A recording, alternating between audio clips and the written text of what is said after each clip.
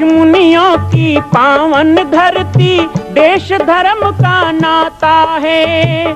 कहते सारे लोग यही हैं, गो हमारी माता है। जाग उठो ओ भारतवासी, जाग उठो ओ भारतवासी, गो पर छुरियां चलती हैं। बंद करो गो माँ की हत्या, सारी जनता कहती है। बंद करो गो माँ की हत्या, सारी जनता कहती है।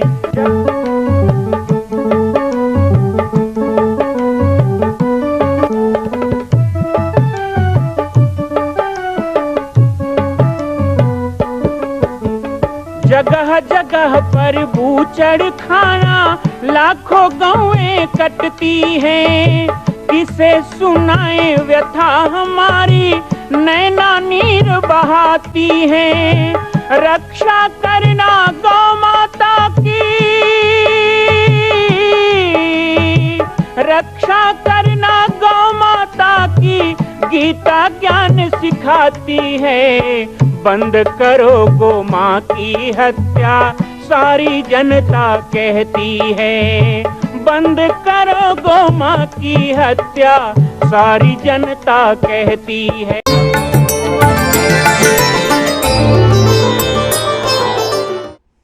नमस्कार, मैं रवि आप सभी दर्शकों का बहुत बहुत स्वागत और अभिनंदन करता हूं कार्यक्रम संत संदेश में।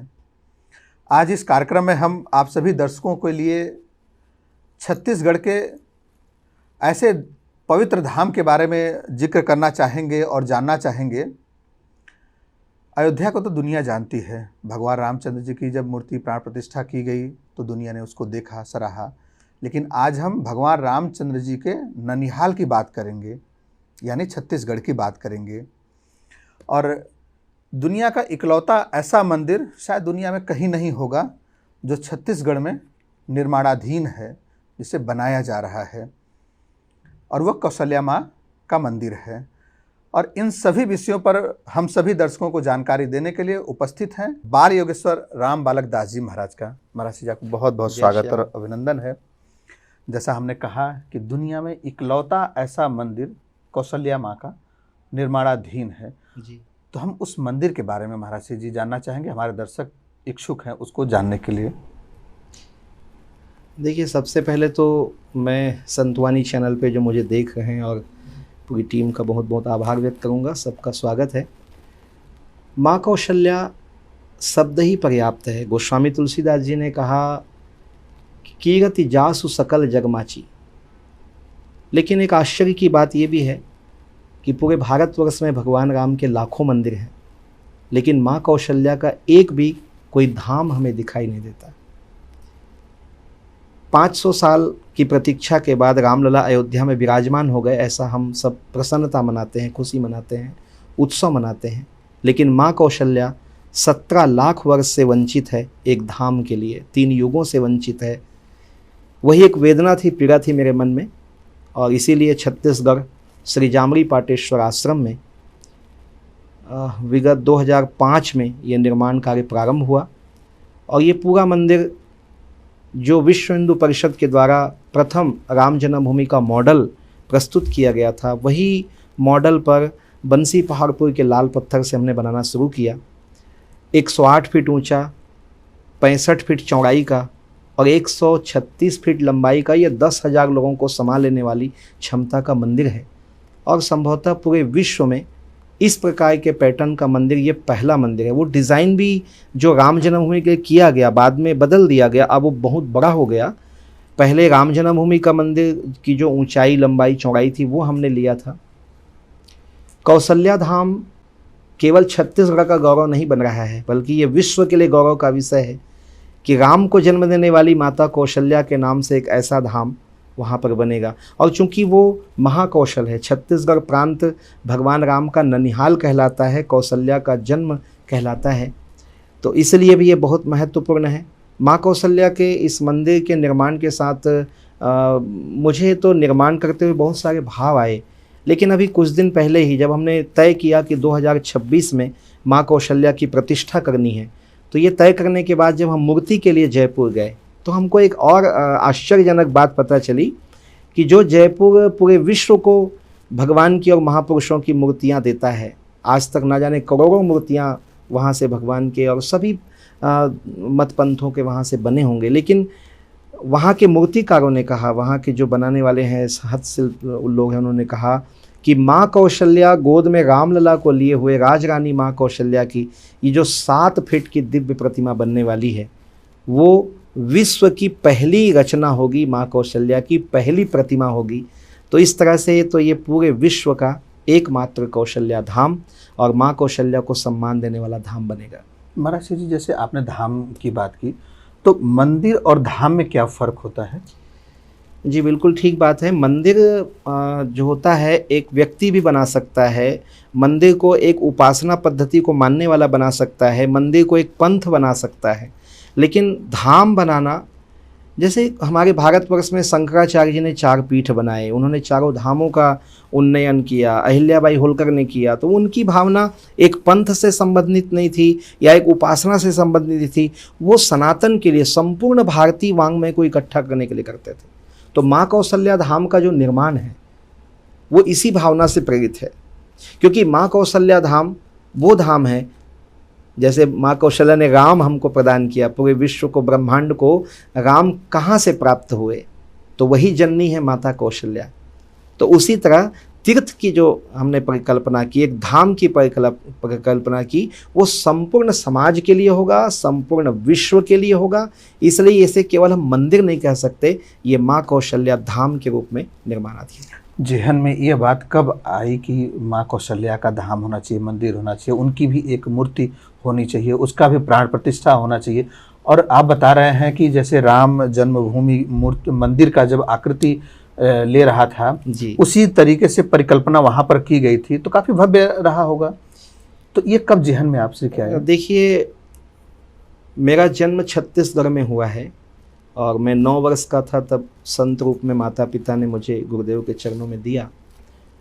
तो मेरे मन में सबसे पहले तो यही भाव था, जब मैं पूरी दुनिया घूमता था तो मुझे लगता था कि सब के मंदिर हैं, भगवान राम के भी लाखों मंदिर हैं, लेकिन जिस प्रदेश में मेरा जन्म हुआ है छत्तीसगढ़, वहाँ की बेटी माँ कौशल्या को माना जाता है, उनका कोई एक धाम क्यों नहीं है? वो बचपन से मेरे मन में एक पीड़ा थी और सोच था। इसी बीच में गुरुदेव ने मुझे संकल्प दिया।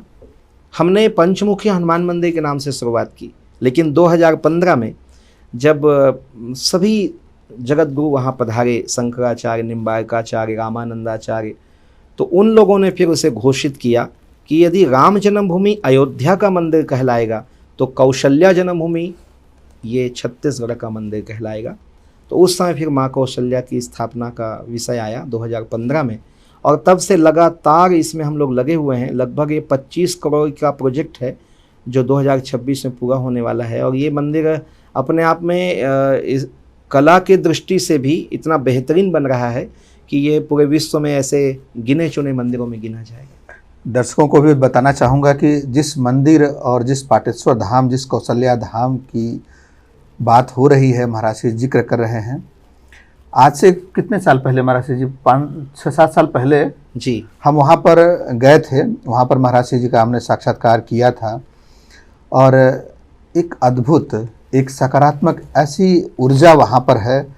मैं तो आप सभी दर्शकों से अनुरोध करूँगा कि कभी छत्तीसगढ़ जाना हुआ तो आप जाएं, ज़रूर जाएं वहाँ पर दर्शन के लिए, तीर्थ के लिए। इतना अच्छा है, कहने की बात नहीं। और उस मंदिर निर्माण में देश और दुनिया के लोग अपने हिसाब से जो भी दान और सहयोग कर सकते हैं वो कर रहे हैं।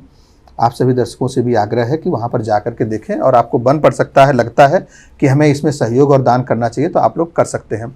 महाराज जी, आपके ये कैसे हम माने या हमारे दर्शक कैसे माने कि कौशल्या जी का मायका छत्तीसगढ़ है? इसका जिक्र शास्त्रोक्त अगर हम जानना चाहें, हमारे दर्शक जी बिल्कुल, इस विषय को तो आना ही पड़ेगा, क्योंकि भारत में ही नहीं बल्कि भारत के बाहर भी, नेपाल इत्यादि जगह पर लोगों ने ये चर्चा किया है कि कौशल्या जी का जन्म यहाँ हुआ।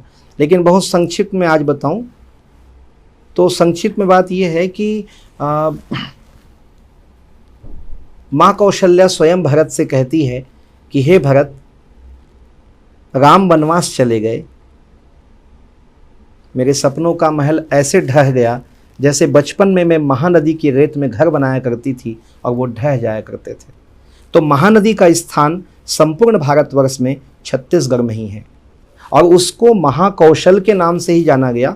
अंग्रेजों के समय में वो छत्तीसगढ़ कहलाया, तो महाकौशल वही छत्तीसगढ़ प्रांत है। तब सीमाएं विस्तृत थीं, आज सीमाएं कम हो गई हैं, उसमें विदर्भ उत्कल कट गया, लेकिन महानदी का किनारा आज भी उसी छत्तीसगढ़ में है, वही रायपुर, बिलासपुर, राजनांदगांव की धरती में। इसलिए माँ कौशल्या का मायका सारा विश्व उसको मानता है, सभी संतों ने भी उसको स्थापित किया है। आज भी जैसे राम जी के मामा गांव की चर्चा होती है या छत्तीसगढ़ में कोई संत आता है या छत्तीसगढ़ की बात चलती है तो उसे राम का ननिहाल कहा जाता है। महाराज जी, ये जैसे ये क्षेत्र, जैसे आप छत्तीसगढ़ की बात कर रहे हैं, जी। उड़ीसा का भी तो कुछ क्षेत्र है जो महानदी, वहाँ पर भी तो महानदी का जो संपूर्ण वैभव है वो वैभव उनके तटों पे नगर, मंदिर या तीर्थ, ये संपूर्ण जो चित्रण है वो वर्तमान के छत्तीसगढ़ में ही है। उड़ीसा जाने के बाद में महानदी का इस प्रकार ना कोई किनारा है, ना उनके किनारे में कोई नगर तीर्थ है, वो केवल समुद्र के वो वेगवती होकर जाती है और विभिन्न डैम से होते हुए वहाँ जाके मिल जाती है। जब आप कभी महाराज जी अयोध्या आप श्री को जाना होता है या छत्तीसगढ़ के लोग जब अयोध्या जाते हैं तो वहाँ पर जा कर के किस तरीके की अनुभूति आप सभी को होती है? बहुत अलग अनुभूति होती है। हम तो पूरे दुनिया में जाके कहते हैं कि राम सबके लिए भगवान होंगे, लेकिन हम छत्तीसगढ़ के लोगों के लिए राम भगवान नहीं है, वो हमारे मेहमान हैं, उनसे हमारी रिश्तेदारी है, हमारे भांजा है। वो भांजा शब्द जो है भांजा, तो भांजे को प्रणाम करते हैं हमारे छत्तीसगढ़ में। क्यों प्रणाम करते हैं? क्योंकि आज भी हम भांजे में भगवान राम को देखते हैं। ये हमारा भाव है, हमारी अभिव्यक्ति है। महाराज जी, वहाँ पे जो मंदिर निर्माण हो रहा है वहाँ पर सामाजिक समरसता का जो है, वहाँ पर उस मूर्ति 108 मूर्तियों को स्थापित किया जाएगा, तो उसकी क्या विशेषता है? देखिए, ये भाव भी मेरे मन में था क्योंकि हम सामाजिक समरसता की बात करते हैं। अभी अयोध्या में रामलला की स्थापना हुई तो उस मंच पर 3 प्रमुख व्यक्तियों ने भाषण दिया। भारत के यशस्वी प्रधानमंत्री नरेंद्र मोदी जी ने, संघ के प्रमुख मोहन भागवत जी ने और राम जन्मभूमि न्यास के कार्यकारी अध्यक्ष गोविंद गिरि जी ने। तीनों ने ये बात और आह्वान पूरे विश्व को किया गया कि अब समय आ गया है, राम युग का समय आ गया है राम जी के पदार्पण के बाद, कि हम सब मिलकर सामाजिक समरसता के लिए काम करें। ये बहुत बड़ा विषय है, ज्वलंत विषय है। लेकिन क्या ये विषय भाषण का है? क्या ये विषय कथाओं में बोलने बस का है? क्या ये विषय हम लोग केवल वेद पुराणों से पढ़ें और लोगों को कहते रहें कि नवंतो विश्वमार्यम वसुधैव कुटुंबकम? क्या इसको इस दृष्टि से भी धरातल पे नहीं लाना चाहिए कि यदि हमारी उपासनाएं अलग अलग हैं और हम उनको एक जगह इकट्ठा करना चाहते हैं तो क्यों ना उपासना के जो देवता हैं, महापुरुष हैं, मान्यता हैं, उनको भी एक जगह पर स्थापित करके एक अभिनव प्रयास किया जाए। महाराज जी, मुझे लगता है कि सामाजिक समरसता का सबसे बड़ा अगर प्रमाण अगर इस धरा, इस दुनिया में अगर कोई है तो मुझे लगता है भगवान रामचंद्र जी से तो बड़ा कोई हो ही नहीं सकता है। देखिए, माँ कौशल्या ने जिनको जन्म दिया वो स्वयं समरसता के प्रतीक पुरुष माने गए। भगवान राम मर्यादा पुरुषोत्तम ही नहीं बल्कि भगवान राम ने सबरी के जूठे बेर खाए, केवट के से पैर धुलाए, उन्होंने जटायु जैसे आमिष भोजी को अंतिम क्रिया की उनकी। इतना ही नहीं, उन्होंने बानर, भालू, आदिवासी वनवासियों को गले लगाया। भगवान राम ने विभीषण को अपना मित्र बनाया। तो भगवान राम ने समरसता की जो मिसाल बनाई वो समरसता पुरुष ही माने गए उन्होंने। और तुलसीदास जी ने कहा कि बैर न कर काहू सन कोई, रामराज का सबसे ये है कि रामराज विषमता खोई। तो मेरा यही प्रयास रहा कि माँ कौशल्या जहाँ विराजित हो, जो कौशल्या धाम हो, वो भगवान राम के आदर्शों पे और माँ कौशल्या के आदर्शों पे हो। इसलिए इस मंदिर में 108 मूर्तियाँ स्थापित हो रही हैं, जिसमें चाहे हमारे कबीरदास जी हों, नानक, महावीर, गौतम बुद्ध हों, चाहे वहाँ पर झूलेलाल जी हों, समस्त हमने महापुरुषों को भी लिया है पंथगत सनातन के, और सभी देवी देवताओं को भी स्थान दिया। वो देवी देवता जिनको आने वाली पीढ़ी को जानना जरूरी है कि सूर्य है, चंद्र है, वायु है, अग्नि है। वायु और अग्नि की मूर्तियाँ नहीं मिलती कई जगह, केवल हम सुनते हैं, पर वहाँ वो स्थापित हो रही हैं। इसी तरह हमारे सप्तऋषि हैं और भी बहुत सारे देवी देवताओं का बहुत लंबा चौड़ा लिस्ट है। 108 मूर्ति की स्थापना इस पूरे मंदिर के परिसर में होने वाली है। 3 मंजिल का ये जो मंदिर है, इसके गर्भगृह में भगवान शिव, कहते हैं कोई भी तीर्थ जब बनता है, धाम, हमारे प्राचीन धाम भी हैं, तो उसका जो अर्थ होता है वो अर्थ है भगवान शिव। तो गर्भगृह में भगवान रुद्रेश्वर महादेव, मध्य तल पे माँ कौशल्या राजरानी है, सिंहासन पर विराजमान होंगी और उनके गोद पर, देखिए अयोध्या में तो रामलला की मूर्ति 14-15 वर्ष की उम्र की बनाई गई है, लेकिन ये जो छत्तीसगढ़ है, चूंकि ये ननिहाल है, एक मान्यता है हमारे यहाँ कि जब प्रथम प्रसव होता है तो कन्या को मायके लाया जाता है। तो रामलला का जन्म प्रथम प्रसव है कौशल्या का, मायके लाया गया, ऐसी मान्यता है। इसलिए 8-9 महीने के शिशु रूप में देखी रूप सचराचर मोह है, वो भगवान रामलला का नटखट बाल रूप, हृदय को गुदगुदा देने वाला, ये गोद पर रामलला नीलमणि विराजमान होंगे और माँ कौशल्या पूर्ण छवि के साथ, पूरी साज सज्जा के साथ, क्योंकि उनके जैसा दिव्य कोई नहीं, वैसी बैठेंगी राजरानी माँ कौशल्या, छत्तीसगढ़ की बेटी। ये मेरी कल्पना है। तो महाराज जी, दुनिया में इस तरीके का कोई अगर मूर्ति नहीं है, मंदिर नहीं है, तो इसकी जो छवि की परिकल्पना महाराज जी, ये किस प्रकार से आपने की है? बहुत सुंदर विषय है। देखिए हमारे वेद शास्त्र इसके लिए प्रमाण है। हमारे वेदों में, शास्त्रों में, ग्रंथों में, चाहे महाकवि का कालिदास हो, रघुवंश हो, और इतने सारे हम ग्रंथ, रामायण के भी पढ़ते हैं, रामचरितमानस भी हम पढ़ते हैं, वाल्मीकि रामायण पढ़ते हैं, तो उन सब में जो छवि, जो गुण, जो रूप माँ कौशल्या का है, उसी से निकाल करके अभी तो स्केच बनाया जाएगा, क्योंकि आज तक तो कोई मूर्ति बनी नहीं, कोई प्रतिमा नहीं बनी है, तो अभी तो स्केचिंग किया जाएगा। कुछ भारत के अच्छे लोग उसका स्केच बनाए हैं, फिर उसके बाद में उसकी एक मूर्ति बनाई जाएगी, फिर उसे प्रतिमा में उकेरा जाएगा, और ये जो प्रक्रिया है लगभग 1 वर्ष में पूरी कर ली जाएगी। 1 वर्ष के बाद आपको एक ऐसा दिव्य रूप देखने को मिलेगा जो विश्व में पहली बार होगा। हम सबका सौभाग्य है कि उस धाम और उस स्वरूप के निर्माणकर्ताओं में हम सबका नाम है। 2026 तक उम्मीद करें महाराज जी? नहीं, उम्मीद नहीं है, मैं बिल्कुल स्पष्ट रूप से आप सबको आमंत्रित कर रहा हूँ। 2026 में माता कौशल्या, राजरानी कौशल्या, रामलला को गोद में लेकर के श्री जामरी पाटेश्वर आश्रम छत्तीसगढ़ में विराजमान होगी, ये बिल्कुल निश्चित हो चुका है। पाटेश्वर धाम अगर कोई दर्शक हमारा अगर जाना चाहे महाराज जी, तो कैसे जा सकते हैं? देखिए बहुत सरल है। अभी जामरी पाटेश्वर धाम, वैसे तो आप सोशल मीडिया में सर्च करेंगे तो सब कुछ है, मैप गूगल सभी में है, और हमारे चैनल इत्यादि भी चल रहे हैं, उसके माध्यम से रोज़ जानकारी आती है।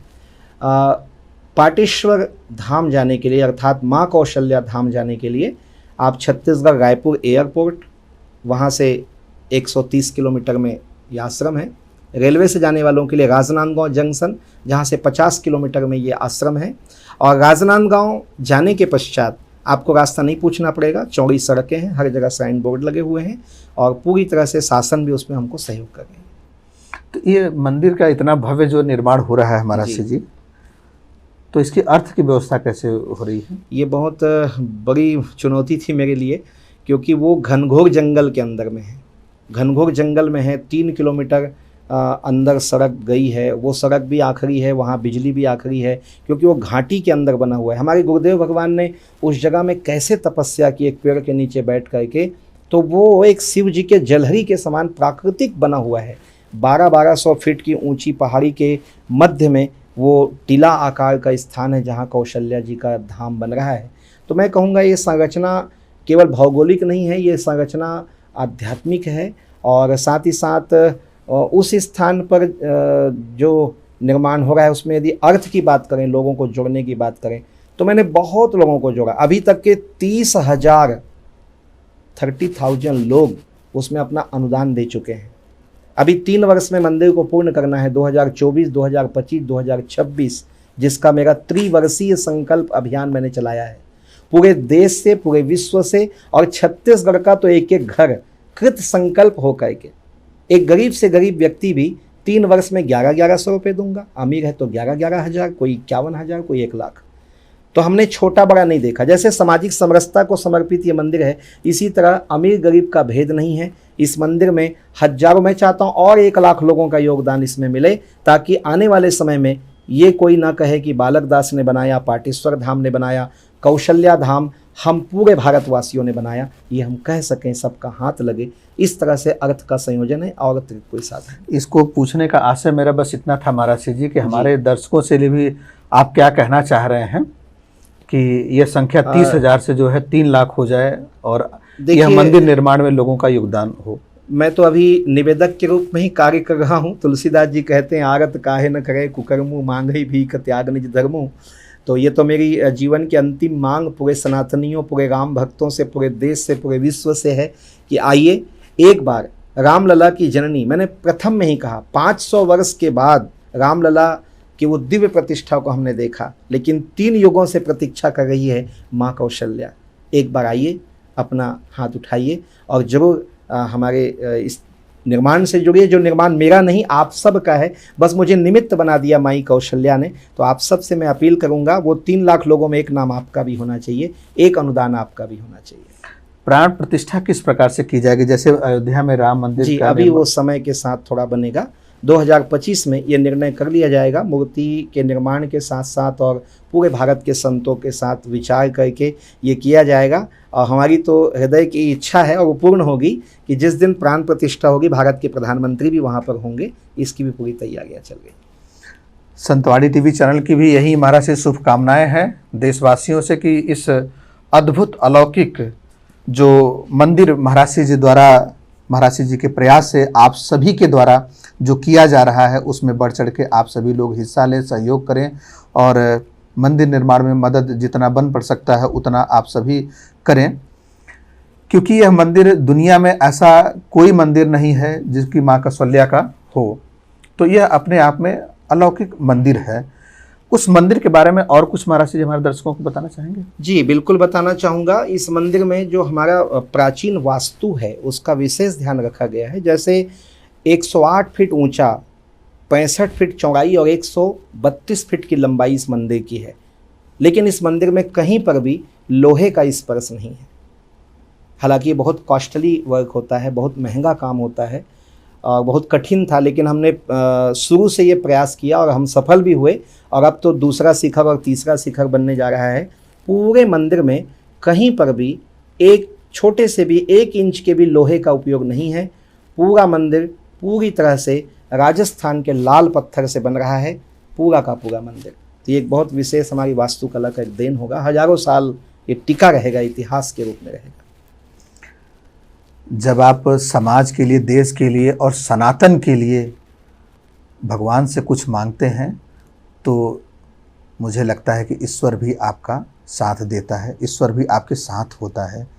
तो पूज्य महाराज श्री जी, पूज्य बाल योगेश्वर राम बालक दास जी महाराज का जो संकल्प है, जो इच्छा है, वो स्वयं के लिए नहीं है, ये हम आप सभी लोगों के लिए है।